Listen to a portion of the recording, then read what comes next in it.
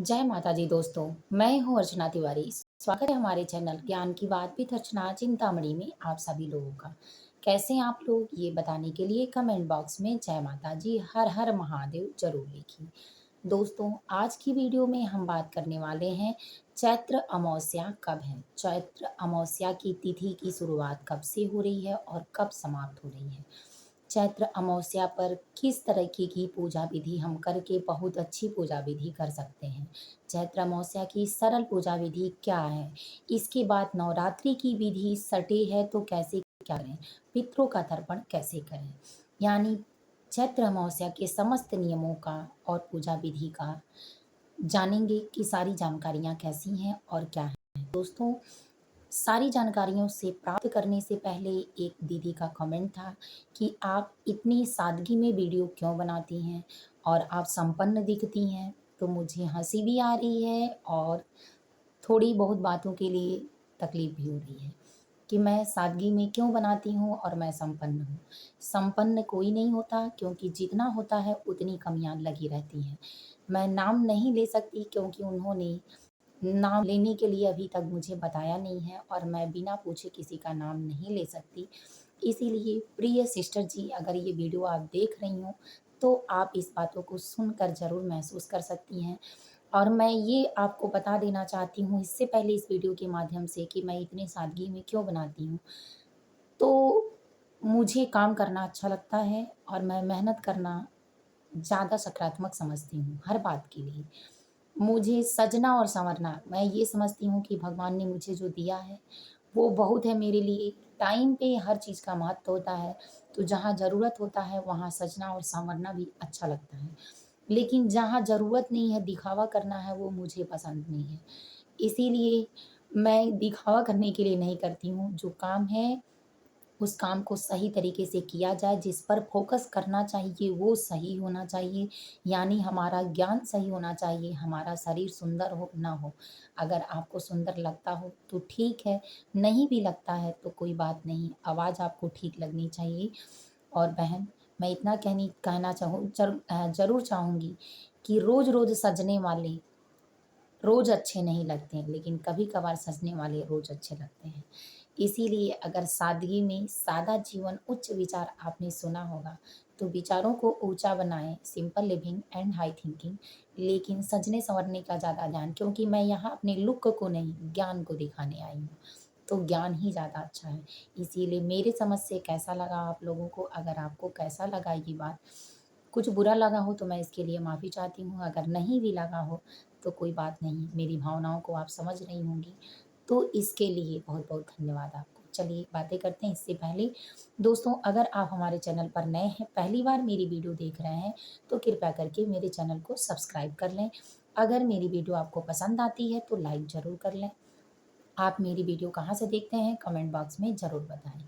तो दोस्तों, चैत्र अमावस्या यानी चैत्र अमावस्या की तिथि की शुरुआत शुक्रवार दिन, शुक्रवार और 28 तारीख यानी मार्च में 28 तारीख दिन शुक्रवार को शाम को 7:55 से शुरू हो रहा है अमावस्या की तिथि। और 29 तारीख दिन शनिवार को शाम 4:29 पर समाप्त हो रहा है। तो दोस्तों, उदया तिथि के अनुसार हमारे सनातन धर्म में कृष्ण अमावस्या यानी कृष्ण पक्ष की अमावस्या चैत्र अमावस्या 2025 दिन शनिवार को मनाई जाएगी। अमावस्या की तिथि शनिवार को समाप्त होगी शाम 4:29 पर। और वहीं से तिथि की शुरुआत होगी हमारे नवरात्रि की, माता दुर्गा की, नौ दुर्गा की। आप समझ रहे होंगे कि मैं कहना क्या चाहती हूँ, यानी जो शुक्ल पक्ष की तिथि है वहीं से शुरुआत होगी। शुक्ल पक्ष की प्रतिपदा तिथि से ही चैत्र नवरात्रि की शुरुआत होती है, हो रही है। तो दोस्तों, इसके सुबह ही हम यानी 30 को दिन रविवार को ही चैत्र नवरात्रि की शुरुआत करेंगे और उसी दिन से नवरात्रि की शुरुआत है। तो बहुत लोगों को ये भी कहना था कि क्या शनिवार को हम पूजा पाठ की सामग्री ला सकते हैं। तो अगर आप शनिवार को ही, वैसे ड्यूटी पीरियड होता है या अन्य कोई बातें हैं, वैसे पूजा पाठ का सामान जो है वास्तु शास्त्र के अनुसार पूजा पाठ का सामान शुक्रवार और बृहस्पतिवार को ही लेना चाहिए, जितना हो सके बृहस्पतिवार को। आप रविवार को भी सुबह में ला सकते हैं। शुभ मुहूर्त में पूजा की विधि 2 दी गई है। आप मेरे वीडियो में चेकआउट करके देख सकते हैं कि शुभ मुहूर्त में वैसे स्पेशल शुभ मुहूर्त 50 मिनट का ही मिल रहा है। इससे पहले आप ला सकते हैं। लेकिन अगर सुबह में शॉप नहीं खुली रहती है तो कोई बात नहीं, आप शनिवार के दिन तो नहीं लाएँ तो सही है। मेरे हिसाब से तो मैं तो यही कहूँगी, वैसे पूजा-पाठ का सामान लोग कहते हैं कभी भी ले लेना चाहिए, लेकिन ऐसा नहीं है, उसमें तेल भी आता है। लोहे की सामग्री अगर नहीं होती है तो भी उसमें काला तिल भी होता है। तो इसीलिए हवन सामग्री भी साथ में आती है, तो पूजा की सामग्री में अगर आप काला तिल, जो उड़द या उड़द का दाल आता है नवग्रह पूजन के लिए, वो काले कपड़े इत्यादि आप शनिवार को ना खरीदें। अगर आप कुंभ, मकर, मीन और मेष राशि से हैं तो बिल्कुल मत खरीदें, मैं तो यही कहूँगी, क्योंकि शास्त्र के अनुसार उसी दिन की तिथि से साढ़े साती भी शुरू हो रही है। किसकी? मेष राशि की। और कुंभ, मकर, मीन इन राशियों की साढ़े साती मध्य और नीचे की तरफ आ रही है, यानी पैर की तरफ समझ लीजिए। लास्ट भी कुछ लोगों का है, कुछ लोगों का मध्य, यानी मीन राशि का मध्य है, कुंभ और मकर राशि का लास्ट है, मेष राशि का शुरुआत है। तो ऐसे में आप शनिवार को अगर पूजा की सामग्री लेते हैं तो आपको दिक्कतें शुरू हो सकती हैं, और जानबूझकर आप शनि की साढ़े साती न लें तो अच्छा है दोस्तों। मैं आपके घर के एक सदस्य के अनुसार हूँ, आप ये समझिए कि मैं बैठ के कहीं से आपसे बातें कर रही हूँ।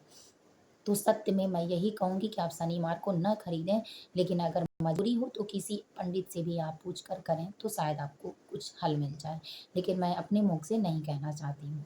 तो दोस्तों, इसीलिए तिथि की शुरुआत और माँ दुर्गा सवारी यानी रविवार को जो माता आती हैं, यानी रविवार को पड़ने वाला नवरात्रि का प्रथम व्रत जो होता है, उस दिन माँ दुर्गा अगर आती हैं तो उनकी सवारी हाथी होती है। और हाथी की सवारी जब होती है तो आर्थिक मतलब तंगी से देश को छुटकारा मिलता है। आर्थिक तंगी अच्छी होती है, धन-धान्य की वृद्धि होती है, ये बारिश ज़्यादा होती है, हरियाली भी ज़्यादा होती है। तो दोस्तों, ये रहा नवरात्रि से संबंधित, लेकिन हमको बात करनी है अमावस्या तिथि पर। तो अमावस्या तिथि की शुरुआत चलिए जानते हैं कि सुबह से संपूर्ण विधि क्या है।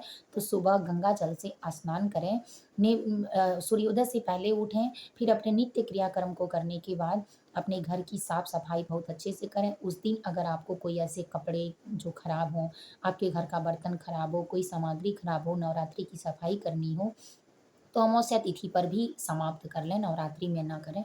लेकिन अमावस्या तिथि पर आप किसी को कुछ देना चाहते हो, कोई कबाड़ हो फेंकना चाहते हो, कबाड़ी को बेचना चाहते हो, ये सारे काम आप ज़रूर कर लें। तो इस तरह से आप अमावस्या तिथि पर अपने घर की साफ-सफाई करके नवरात्रि की तैयारी करें, और अमावस्या तिथि पर साफ-सफाई करने से माता लक्ष्मी प्रसन्न होती हैं और आपके घर में वास करती हैं।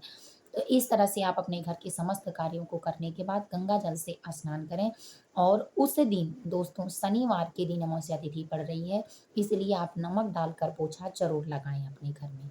नेगेटिविटी जो होगी अमावस्या से ही समाप्त हो जाएगी, और नवरात्रि में आपको पूजा करने में ज़्यादा सकारात्मक शक्तियाँ प्राप्त होंगी। आपके घर के कीटाणु, सूक्ष्म जीव जो होंगे वो भी हट जाएँगे। चींटी-चींटियाँ भी नहीं आएँगी। तो दोस्तों, गंगा जल से स्नान करने के बाद अमावस्या तिथि पर आप 5 नियम ज़रूर निभा लें। पहला, पीपल के पेड़ में ज़रूर जल दें। एक सरसों के तेल का दीपक पीपल के पेड़ के नीचे ज़रूर जलाएँ। बेल के पेड़ में तेल दें, और अमावस्या तिथि अगर शनिवार को पड़ती है तो उस दिन भोलेनाथ की पूजा और भगवान विष्णु की पूजा करने का विधान होता है। इसीलिए आपको पितृ दोष भी लगता है। अमावस्या तिथि पर पितरों का भी तर्पण किया जाता है। तो पितरों का तर्पण करने के लिए भी आप पंचामृत से गंगा जल से भगवान शिव को स्नान करावें। उनकी पूजा समस्त नियम रूप से करें, दीपक जलाएँ, आरती पूजन करें, इससे आपके पितृ दोष भी ठीक होंगे। पीपल के पेड़ की पूजा करें, माता तुलसी की पूजा करें गंगा जल से, और भगवान विष्णु की पूजा, माता लक्ष्मी की पूजा करें। अपने घर की साफ-सफाई ज़रूर करें, और इस तरह से आप उस दिन अमावस्या की तिथि पर अपने पितरों को तृप्त करने के लिए गाय को, कौओं को, चींटी-चींटियों की सेवा करें। उस दिन अमावस्या तिथि पर दान दक्षिणा में आप अनाज का, बर्तन का, कपड़े का दान या सोने-चांदी का भी दान, ज़रूरतमंदों का दान, गर्मी का मौसम है तो आप स्लीपर, छाता इत्यादि जल्दी से पितृ अगर आपको खुश मतलब आप करना चाहते हैं तो स्लीपर, छाता और कपड़े का दान ज़रूर करें। उस दिन आप उनको तृप्त करने के लिए अन्नदान भी कर सकते हैं, ब्राह्मण को भोजन करा सकते हैं। इस तरह से, और शाम को जिनकी राशियाँ कुंभ और मकर हैं, मीन है और मेष राशि है, इन लोगों को चाहिए कि एक सरसों की तेल का दीपक ज़रूर जलाएँ और सरसों के तेल का दीपक उसी दिन से शुरुआत कर दें। हर शनिवार को और मंगलवार को हनुमान जी की पूजा करना, हनुमान अष्टक पढ़ना, हनुमान अष्टक मोचक पढ़ना यानी सुंदरकांड का भी पाठ करना, रामास्तुति करना, इस तरह से आप शुरुआत कर दें तो आप परेशान नहीं रहेंगे।